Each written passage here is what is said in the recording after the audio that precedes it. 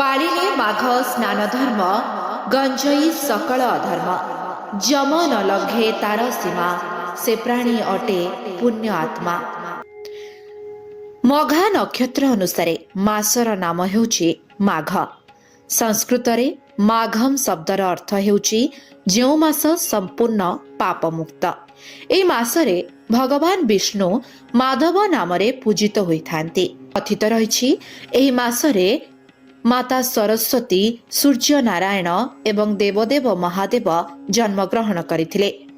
कार्तिक मासरे जेभଳି दीप दान द्वारा महान पुण्य प्राप्ति हुए, ठीक सेहीपरि माघ मासरे अरुणोदय कालरे स्नान करी सूर्य नारायण एवं श्री हरि विष्णुंकर पूजन कले प्राणी समस्त पापरु मुक्त होइथाय। ए संपर्क रे एक पौराणिक कथारू वर्णना रहिछि। देवराज इंद्र महामुनि गौतमंक पत्नी अहल्यांक अपरूप सौंदर्य आकर्षित होई तांकर सतीत्व नाश कले।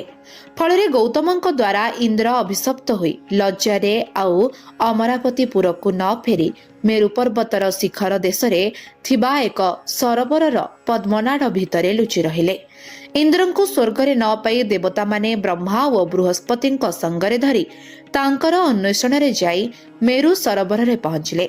इंद्रंक ठारू सबु सुनी बृहस्पति तांकु तीर्थ स्थान पाई उपदेश देले एवं तांकु संगरे ने तीर्थराज प्रयाग रे पहुंचले।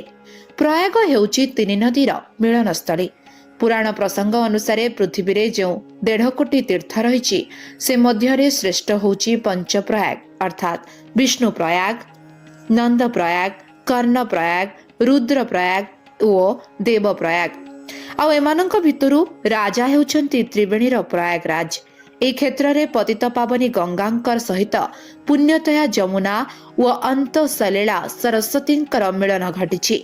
एहा परम पिता ब्रह्मांकर यज्ञ स्थल। एठारे श्री हरिविष्णु बेणीमाधव रूपरे व महादेव अक्षयवट रूपरे विराजमान। एसबु सुनी देवराज इंद्र प्रयागराज रे शुद्धपूत मनरे स्नान करी उपरकु उठिला बेलकु देखिले जे तांको शरीररु लज्जाजनक सहस्र जोनि लुप्त होई जाइछि। जोगकु ताहा सहस्र चक्षुरे परिणत होइछि। जोगकु सेई समय भी थिला माघ मास। इंद्रदेव माघ स्नान करिबारु समस्त पापरु मुक्त हेले। केवल प्रयागरे नुहे दर्शक बंधु, एई मासरे आपण माने जे कोनसी तीर्थ नदी घाट एभली कि पुष्करिणी रे विधि अनुसार माघ स्नान करी सूर्य नारायण एवं श्री हरि विष्णु को पूजा अर्चना एवं महादेव को जलाभिषेक करि परिबे। वैज्ञानिक दृष्टिकोणरू माघ मासर खरा अनेक प्रकारर स्वास्थ्य समस्या दूर करिदब, तथा पिलांकु निमोनिया एवं ठंडा भली रोगरू रक्षा करिदब। या छड़ा वयस्क लोक खरारे बसिबा द्वारा सेमानंकर हाड़ जनित समस्या दूर होई आराम मिल जिवो। तेणु माघ मासरे सूर्य देवतांको पूजा करा जिबार विशेष महत्व रहिछि।